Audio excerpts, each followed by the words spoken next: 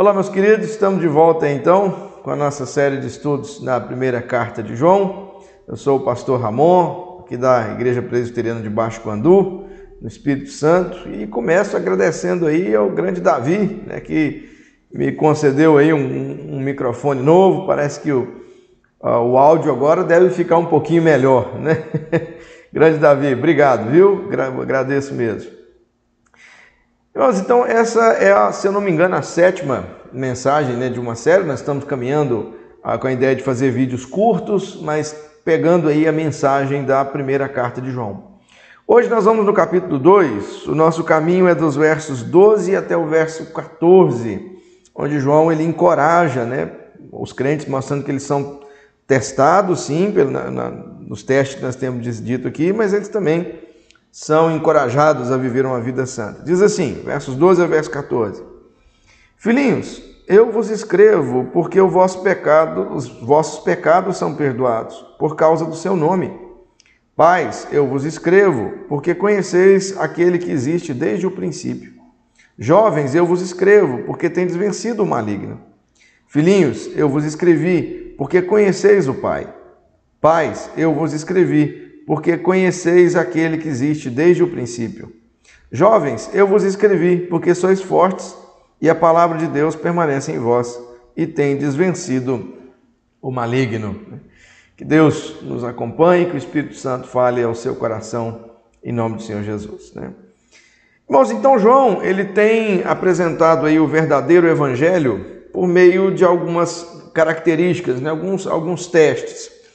Do capítulo 1, verso 5, até o capítulo 2, no verso 6, nós vimos aí questões a respeito da vida santa, da vida moralmente correta, e dos versos 7 ao 11 do capítulo 2, isso ligado a questões sociais, principalmente envolvendo o amor ao próximo. João nos fala muito do amor, esse amor verdadeiro, que é demonstrado por atitudes, que é muito diferente do que se tem por amor hoje. O mundo ama distorcer palavras, e uma das palavras que tem sido distorcida é o amor. Muitos têm dado uma conotação muito sentimental, às vezes até sexual ao amor, mas amor, biblicamente falando, é atitude.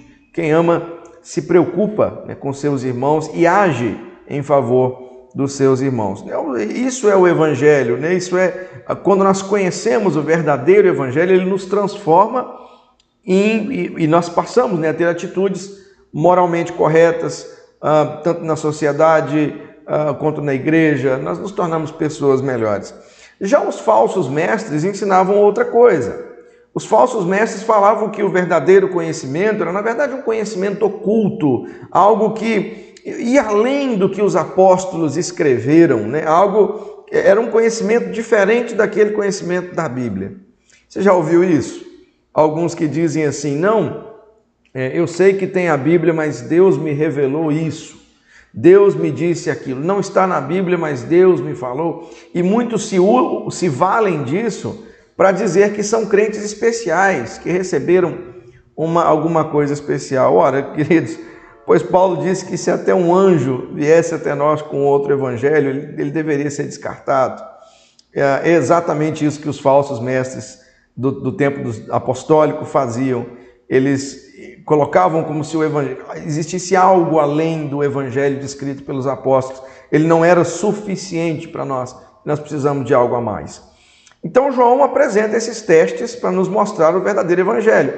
Porém, estes testes às vezes poderia desanimar uma pessoa, porque veja bem, quando a nossa vida é confrontada pela Escritura, nós nos apercebemos o quanto estamos aquém, o quanto somos pequeninos, como somos falhos.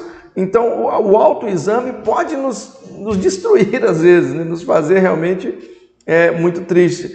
Então ele teria talvez um efeito contrário, ele levaria ao desânimo.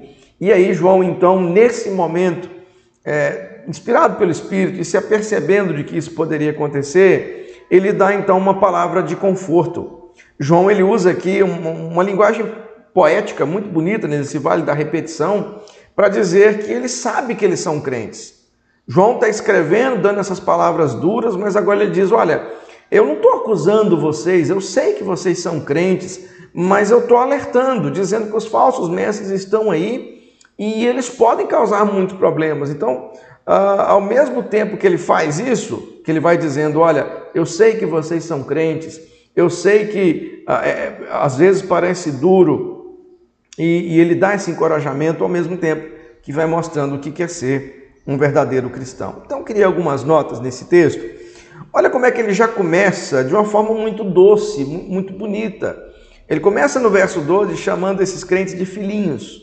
Olha, filhinhos, eu vos escrevo.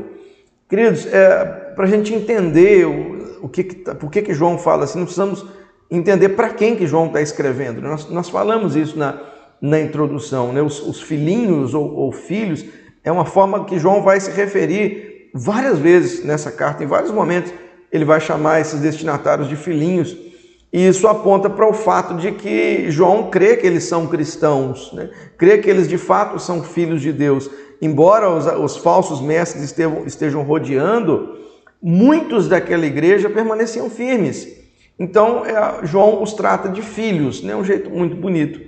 Ele diz, filhos, eu vos escrevo. E aqui, nós temos uma complicação na interpretação, porque nos versos 12 até o verso 13, João vai usar esse tempo passado, né? Eu vos escrevo, esse tempo presente, perdão. Mas no verso 14, ele vai usar o passado, ele vai dizer, eu vos escrevi. O verbo escrever vai aparecer 13 vezes nessa carta. Em 7 vezes ele vai estar no verso presente, ele vai estar no tempo presente, em 6 vezes ele vai estar no passado. E a verdade é que nós não sabemos muito bem por que João fez isso, né? Qual que era a intenção dele. Você tem algumas propostas. Por exemplo, há quem diga que João escreveu em 2 etapas. Ele iniciou, escreveu até o verso 13, parou, e depois ele escreveu do verso 14 em diante. Outros já dizem que ele escreveu uma carta antes dessa, então ele se referia a ela, mas o fato é que nós não sabemos. Até mesmo essas 2 propostas aí são improváveis. O certo é que nós não sabemos o motivo. Provavelmente não existe diferença nenhuma. Algumas Bíblias até traduzem tudo no tempo presente, né? Mas me parece que era um recurso literário. João está escrevendo e ele vai alternando como um recurso literário simples. Não há nada que nós precisamos aí nos preocupar. É só uma forma dele escrever. Mas logo então, filhinhos, eu vos escrevo, e ele dá um motivo de por que ele escreve. Porque os vossos pecados são perdoados por causa do seu nome. Vê como é que João sabe que esse povo é crente. Ele sabe que os irmãos estão passando por um momento difícil, estão lutando contra os falsos mestres, então ele encoraja eles. Ele fala, olha, eu sei que os seus pecados já foram perdoados.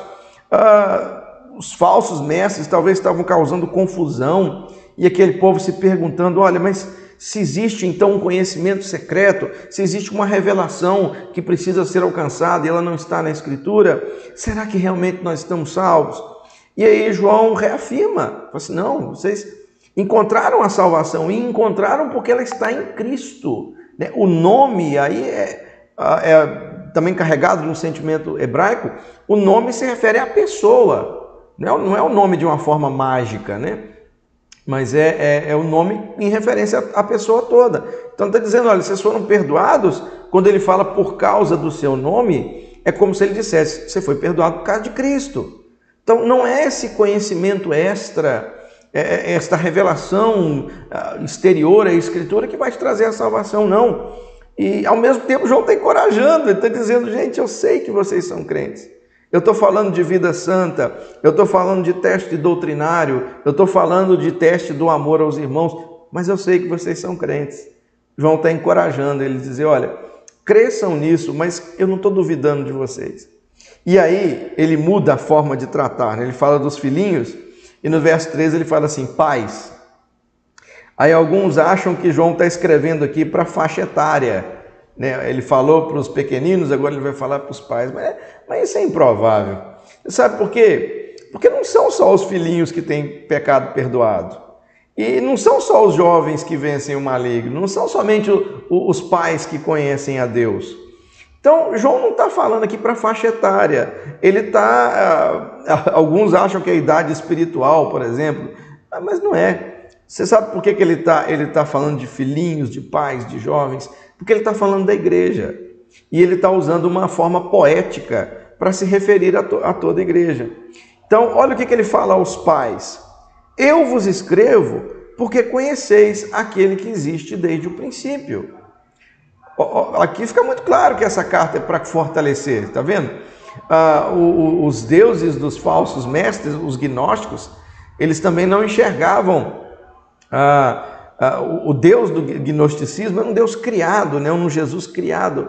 Mas João combate isso. Ele diz, não, vocês conhecem aquele que existe desde o princípio, aquele que sempre existiu, né? A ideia do princípio, se você voltar uns vídeos atrás, eu expliquei a ideia do princípio. Mas olha como é que ele muda de novo. Então ele fala dos filhinhos, dos pais, e agora ele fala dos jovens. Jovens, eu vos escrevo porque tendes vencido o maligno. Então, vê como é que ele mistura filhinhos, pais, jovens, e cada um ele dá uma característica. Ele está falando da igreja, gente. Ele tá usando essas figuras, mas para falar de toda a igreja. O que vale dos filhinhos, vale para os pais e também vale para os jovens. Mas e João está segurando, né, que eles têm vencido o maligno. E veja que aqui é um artigo definido, né, o maligno. Ele está falando do diabo, ele está falando do nosso adversário, do acusador. Por que eles venceram o maligno? Porque eles não vivem no pecado como os filhos do maligno, né? O capítulo 3, no verso 8, vai dizer isso. Os filhos do maligno é que vivem no pecado. Esses jovens venceram o maligno porque eles não são odiadores dos irmãos. Capítulo 3, verso 12. Eles venceram porque eles foram libertados do maligno. Capítulo 5, verso 19, se você quiser ir conferindo aí. Mas tudo isso graças a Cristo. Então, a igreja vence. E vence por quê? Porque não vive no pecado, porque não odeia o irmão e porque foram libertos pelo poder, libertos do poder do maligno pelo poder de Cristo Jesus. E aí, olha como é que o verso 14, ele reúne todo mundo, ele fala dos filhinhos, dos pais, dos jovens, ele reúne tudo num verso só. Ele diz assim: filhinhos, eu vos escrevo porque conheceis o Pai. Pais, eu vos escrevi porque conheceis aquele que existe desde o princípio. Jovens, eu vos escrevi porque sois fortes, e a palavra de Deus permanece em vós, e tendes vencido o maligno. Não vê que no verso 14 está tudo no passado, né? Filhinhos, eu vos escrevi, pais, eu vos escrevi, jovens, eu vos escrevi, tudo no passado. Um recurso literário apenas. E então ele reúne tudo que foi dito, coloca algumas diferenças, né? O conhecimento de Deus aqui entrega aos filhinhos também. É preciso botar um parênteses aqui, quando nós falamos de conhecimento de Deus, é lógico que nós não conhecemos tudo de Deus. Há algo do ser de Deus que permanece incompreensível ao ser humano. Se o ser humano conseguisse sondar Deus por completo, ele não seria Deus, ele estaria ao alcance da mente humana. Então, um certo mistério faz parte do ser de Deus. Mas nós conhecemos o suficiente. Nós podemos, pela Escritura Sagrada, pela revelação que Deus nos dá de si mesmo na Escritura Sagrada, nós podemos conhecer dele. Mas, olha o motivo da vitória dos filhos, dos pais, dos jovens, é porque eles permanecem na palavra. Olha que interessante. Eles permanecem, né? Vocês conhecem o Pai, vocês conhecem o que existe desde o princípio, vocês são fortes, porque a palavra de Deus permanece em vós. E por causa disso, tendes vencido o maligno, né? Ou seja, João diz assim: povo da igreja, povo de Deus, vocês são fortes, porque vocês estão firmados na palavra. Olha a importância. Lembra que João sempre dá uma importância muito grande para a doutrina bíblica. Os crentes não tinham sido destruídos ainda pelos falsos mestres, porque eles permaneciam na palavra. Eles não tinham sido enganados ainda porque eles permaneciam na palavra de Deus. Olha a importância de mantermos firmes na Escritura, rejeitar qualquer tipo de revelação extra-bíblica, coisa que vá além ou aquém da revelação de Deus, né? O encorajamento que João oferece aqui consiste em quê? Em reafirmar a certeza de que esses irmãos estavam no verdadeiro Evangelho. Esses testes têm a finalidade de confirmar esses irmãos na fé e preparar eles para confrontar os falsos mestres. Então João está dizendo, filhos, mantenham-se firmes. Eu sei que vocês são crentes e eu encorajo vocês a permanecerem neste caminho. Um caminho de leitura da palavra, um caminho de meditação naquilo que Deus diz, na oração, na comunhão com Deus, porque é assim que nós vencemos o maligno. E aí eu termino com algumas aplicações finais. Primeiro, o que esse texto nos mostra? Ele nos mostra que nós não devemos desanimar quando nós fomos testados pela palavra e percebemos que nós estamos em falta, né? Às vezes, quando a gente está lendo a Bíblia e estudando mesmo a Bíblia, nós percebemos o quanto somos pequenos, né? O quanto nós falhamos. E qual que é a atitude do crente verdadeiro quando ele é confrontado pela Escritura? Ele se levanta e ele se levanta pronto para se corrigir. Tem coisas na Escritura, meus irmãos, que mexem muito com a gente. E é triste quando uma pessoa, um membro de igreja, alguém que se diz crente, não está pronto para se corrigir. Irmãos, a gente precisa ouvir a Escritura, ouvir o que diz a Escritura e corrigir os nossos caminhos, né? É isso que faz o crente. Ele confia na Escritura e ele, quando se vê confrontado e vê que ele está em falta, ele se corrige. Faça isso, meu irmão. Se você, durante esse período aqui de explicação, ou se na sua igreja com seu pastor, em algum momento, na leitura, na explicação da palavra, ou no seu momento sozinho, você se perceber em falta, não seja indiferente, não negue o pecado, está lembrando? Confesse humildemente e mude de vida, corrija os seus caminhos. Segunda aplicação, irmãos, um dos maiores encorajamentos que nós podemos ter nas dificuldades é lembrar das coisas básicas, lembrar do conhecimento de Deus, lembrar do perdão dos pecados, da nossa vitória contra o maligno. Tudo isso nos encoraja a prosseguir, é saber quem Deus é saber o que Deus fez e é saber o que nós podemos fazer quando nos apropriamos dessa obra. Nós vencemos o maligno nos valendo e tendo a certeza de que Cristo já fez por nós. Nós somos mais do que vencedores, não pela força do nosso braço, mas pelo que Cristo fez, pelo que Ele fez por nós. Então, quando você estiver naquele momento de dificuldade, quando você estiver sendo tentado, né? Todos nós sabemos o que nos tenta, mas naquele momento que você se sentir tentado, você sabe onde a tentação mais pega em você. Se apegue no conhecimento de Deus, se apegue e diz, olha, o meu pecado foi perdoado, eu não posso continuar nele. Eu posso vencer o maligno se eu permanecer firme na palavra. Sabe uma coisa boa nas tentações? Abrir a Bíblia e ler, né? Abrir a primeira carta de João e ouvir isso aqui, olha, nós vencemos o maligno quando permanecemos na palavra. E por último, o Evangelho, ele nos concede tudo o que nós precisamos para vencer feliz. Olha as coisas que eu acabei de falar, conhecimento de Deus, perdão dos pecados e vitória sobre o maligno. Olha que coisa fantástica. Perdão, conhecimento, firmeza, vitória. É disso que nós precisamos. E a nossa vitória vem quando nós nos aproximamos de Deus. É por isso que eu fico muito triste quando alguém abandona a igreja, né, em busca de outra coisa, em busca da felicidade em outro local. Irmãos, é na igreja que nós vivemos a irmandade, é na igreja que nós temos a exposição da palavra regularmente, é na igreja que nós temos comunhão com os santos.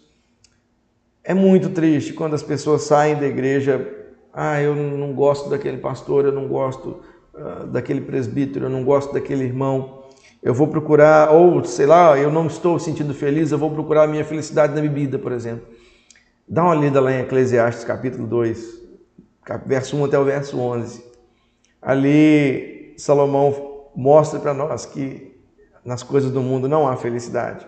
Felicidade está no Evangelho, porque é lá que você encontra perdão, é lá que você encontra os braços do Pai. Se você ainda não se rendeu ao Evangelho, se você não se rendeu a Cristo, eu te falo, felicidade é uma pessoa, é Jesus, porque Ele é o caminho, a verdade e a vida. E para ir ao Pai, você precisa dele. Então examine o seu coração e se fortaleça na palavra. Que Deus te abençoe e até a próxima, se o Senhor nos permitir.